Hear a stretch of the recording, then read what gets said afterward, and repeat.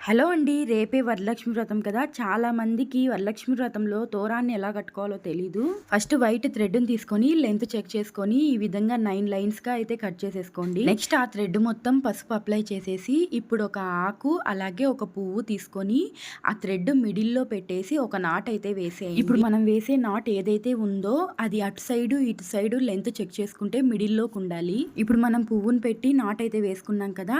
ఆ పువ్వుకి ఇటు side 4 NATS అలాగే ఇంకో సైడ్ కూడా 4 నాట్స్ వేసేసుకోవాలి. టోటల్‌గా తోరంలో వచ్చేసి 9 నాట్స్ అయితే ఉండాలి. అలాగే ఇలాంటివి 3 ప్రిపేర్ చేసుకోండి. మనం ఏవైతే నాట్స్ వేసామో వాటిని గ్రంథులు అంటారండి.